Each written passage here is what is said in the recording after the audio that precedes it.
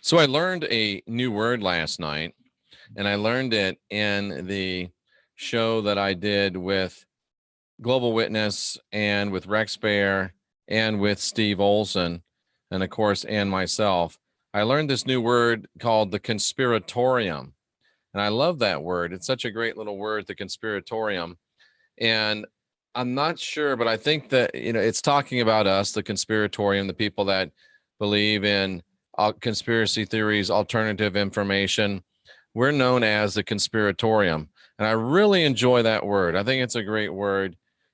And this is something that, as we talk about the Emerald Tablets of Thoth, it's not so much, I think, something that's blasted throughout the conspiratorium as it is blasted throughout the New Age, blasting throughout the truth, or not the truth movement, so much through esoterica, I would say, is the better key, that this goes through esoterica. And I think that we are definitely part of esoterica.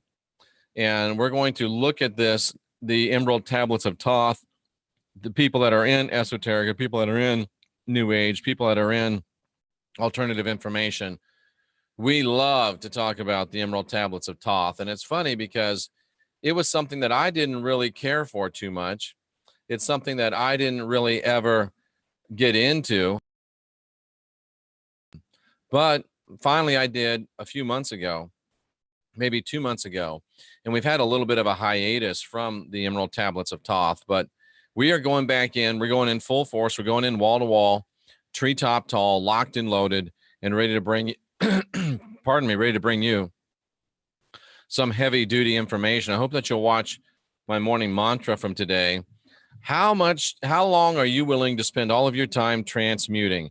Are you in relationships? Are you in jobs with people or places that require you? Oh, sorry, hit the wrong button. That require you to constantly be transmuting energy, fending off arrows. Take a look at it. I think you'll find that it's very, very interesting. So let's get into this program right now of the Emerald Tablets of Thoth. And let me first pull up those Emerald Tablets, because I have for you, ladies and gentlemen, yes, indeed, a great PowerPoint presentation, just like I was doing before. We're going to take a look at these Emerald Tablets of Thoth, and we're going to do it in a very professional fashion, I hope, and one that you'll be able to get some good stuff out of, because I think it is powerful. And I don't know what's wrong with my throat all of a sudden, but we're about to show you this. We're about to have a good time with it. And we're going to get into the Emerald Tablets of Thoth, and we're going to get into tablet number 10 here in just 1 second, ladies and gentlemen. And I will ask my moderators to try to keep a good view on the chat room, because I'll be over here doing this and I won't be able to be over there doing that. So here we go. The Emerald Tablets of Thoth, tablet number 10. I think this is a fascinating tablet, and let's just go ahead and get right into it, and let's see how we move forward. There we go. This tablet is called the Key of Time. And what I do is I go through and I listen to it being read in the audio. And then I gives you some intuitive hits that I get in listening to and watching this on the audio presentation. So the first thing that they said that really spoke to me was that space holds deep mysteries to be discovered. And I know a lot of us don't like the idea of exploring space. We think it's a waste of time and money. A lot of you don't even believe there is space, but there's no space in this podcast to tackle that question. But the study of space, at least in a spiritual sense, remains a very powerful and a very necessary tool in our discovery of self and our discovery of growth. And knowing the laws of the universe is key to liberation, because ignorance of the law, spiritually speaking, really is no excuse. We need to know the laws of the universe. And just because someone says it's a law, a spiritual law, a universal law, doesn't mean that it is. We need to look at these things. We need to examine these things. We need to question these things. And if we find that they are indeed laws, then I would certainly agree that we want to follow them if we do find out that they are indeed laws. Now, knowing these laws is important once we discovered what they are and, of course, applying them. And true learning comes when we learn to stand outside time and space. There's an acronym called MEST, which means matter, energy, space, and time. And I believe that Toth, and I believe that many other great teachers, and even me, believe that the key to this is to stand outside matter. Yes, this thing that we're living in is matter, but I don't know if we're matter. We do matter, but I don't know that we are matter. Energy, this thing that we're made of is comprised of energy. Are we energy? Yes and no, and yes and no. I think we're energy of a different sort, of a different level, of a different greed. Space, are we in space? Yes, we are. Are we in time? Yes, we are, but we don't have to be. And that's part of what Toth talks about in this tablet. Mystery is only mystery to those that do not do the work of seeking and finding. There's really very few mysteries. There's really very, very few occult, arcane bits of knowledge. It's only all occult, which means hidden. It's only arcane, which is, unusual and strange because no one takes the time to look at it. There's very little occult about the Cardassians. There's very Kardashians or the Cardassians on Star Trek. There's very little occult about CNN and MSNBC and the NFL and things like that because they're very well researched, they're very well participated in. People look into those things all the time. So it's very hard to say that the Kardashians are a cult because they're not hidden. They're right in your face. But the things that are really important in this world are a cult because they're hidden, because most people won't pick up a nickel to see the top of a dime. We're just too damn lazy, ladies and gentlemen. And time is the secret that will free us from space. Time is not a moving thing, with all apologies to Elvis. Time is not a moving thing. Time itself is static. Time itself does not move. Time itself is just a static thing. And we move through it. And the secret is we can move through it any way, anytime, anywhere that we choose to do so. We just don't know or remember how to do it. But once we learn the secrets of time, slowing down time, speeding up time, going back in time, going ahead in time, when we learn those secrets, we will, ladies and gentlemen, be delivered and be free of MEST, matter, energy, space, and the T is time. And the idea here is, and I've said this 1,000 times, so I'll keep saying it, no one ever reaches fullness of knowledge. We talked about that on the show last night, that all I really know for sure is that I don't really know for sure. That's it. Anything beyond that is the highest of arrogance, it's the highest of hypocrisy, and it's the highest of silliness, because we just don't know, ladies and gentlemen. And in the beginning, there was no time. The divine, the ultimate divine ones that created everything stood outside time. And there was no time until it was, you guessed it, created. And time is fixed. It's rigid. It's never changing. And that's why some of you are having so many problems in your life, because you're fixed. You're rigid. You refuse change. You're a product, and a creature of time. You've been exposed to time your whole life. And like time, you've become fixed. You've become rigid. You've become never changing. And time is the very essence of separation. And rigidity and being fixed and never changing is going to get you separated from your hopes, your dreams, and from the people that love you if you continue to act in that fashion. Time is static. It doesn't grow or change. And guess what? People that are static don't grow or change. People that are fixed don't grow or change. People that are rigid don't grow or change. They just keep blaming it on everybody else. How many of us know people like that? How many of us look at people like that in the mirror every day? All time that's ever been, and all time that is ever going to be, exists right now. There really is no future. There really is no past. All time exists right here and right now.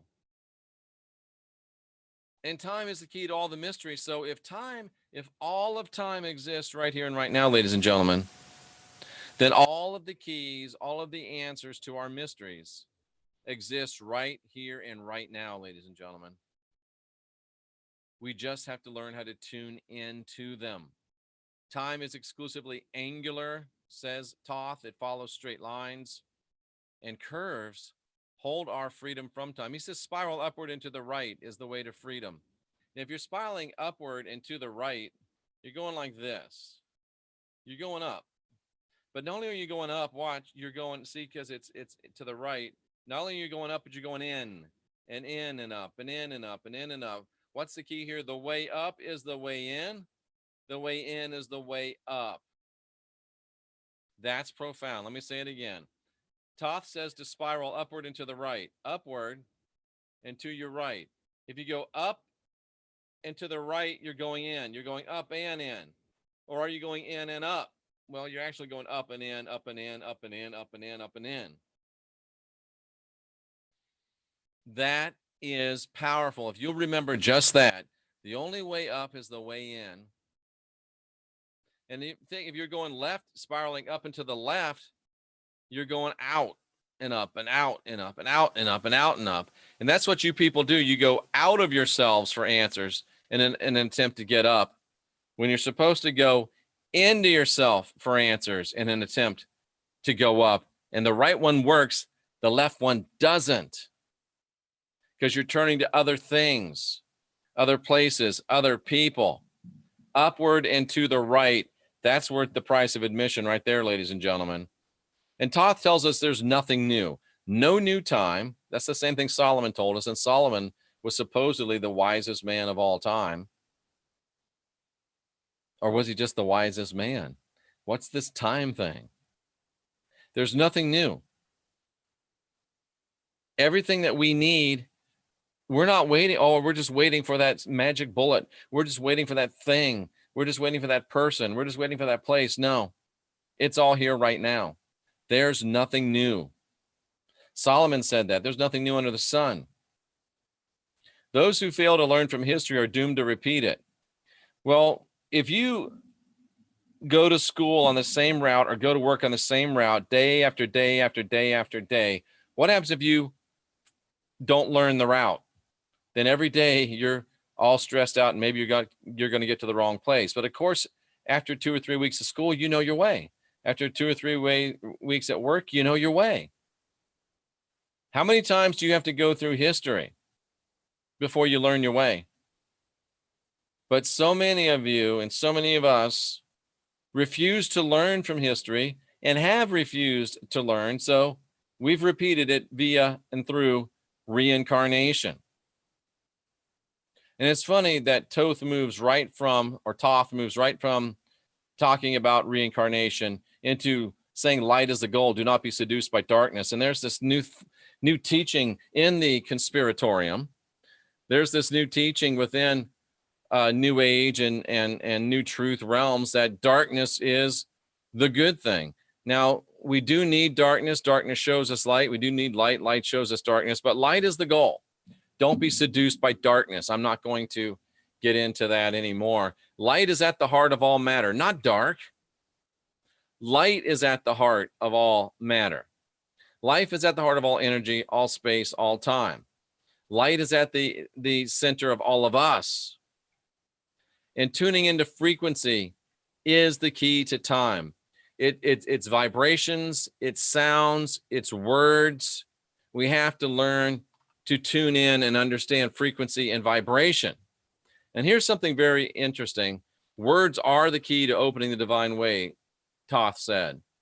And he said there's a word called Zen Uru. Zen Uru, that we should say to open the divine way. I don't know how I feel about that. And then the next thing he says, don't call beings from other realms. So I'm assuming, and I have a positive blink on it, that Zen Uru does not call beings from other realms. And I like the fact that Toth says, don't call beings from other realms. He talks about somebody making the mistake of calling the Lady of Light. Did they really do it? Is it just a metaphor? But he's just saying, look, don't do it. Zen Uru. Zen Uru. Zen Uru. Very interesting. The place of the sun, Toth talks about. Is the sun a portal? Rex Bear last night on Global Witnesses channel when we were together with Steve Olson, Jeff Daugherty, Rex Bear, and Derek Bros of Global Witness. Rex closed the show by saying that he thinks the sun is a portal that takes us back to the divine. And Rex might be right. And the only enemy is fear. Well, I'm afraid of that. That sounds terrible. That sounds awful. That's heresy. That's falsehood. That's bad doctrine. Just because you're afraid of it doesn't make it bad. Fear is the only enemy, and you should do the thing you fear. Do the thing, and you'll get the power. And ladies and gentlemen, at the end of the day, you are what you believe.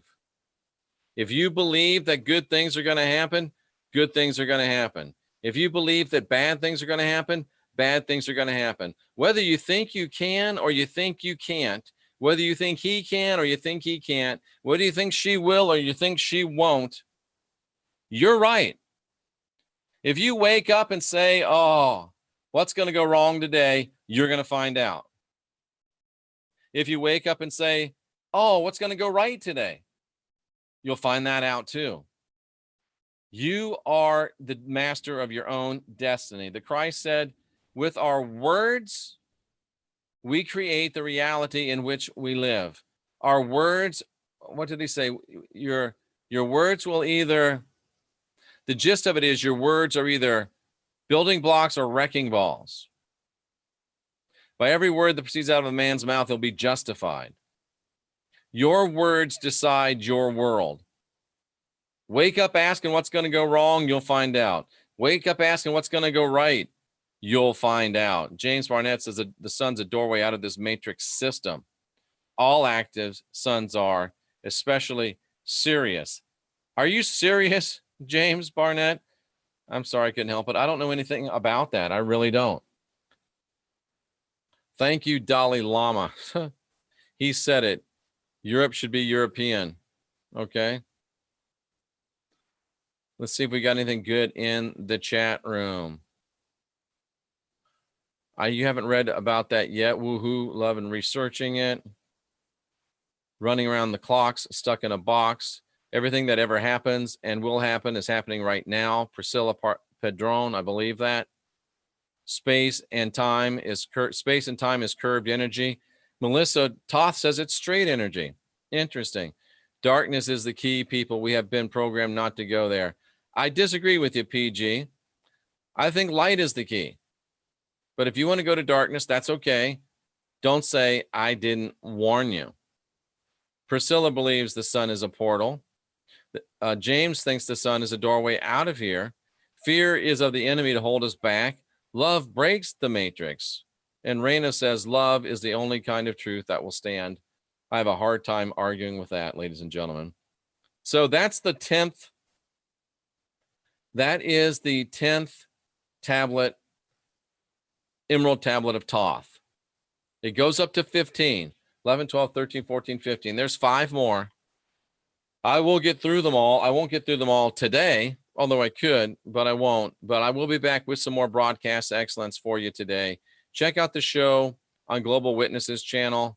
We've also got some great shows that have been done over the last couple of days right here. Job, Cain, the Canaanites, and the Promised Land Purge. How long are you willing to spend all your time transmuting? We did a Serpent and Dove wild card, the symbols that surround us. We've had some really good stuff here over the last few days, and we now have 1,626 videos on this channel. So you can't say that I'm not working hard. It came to pass. It didn't come to stay in the beginning.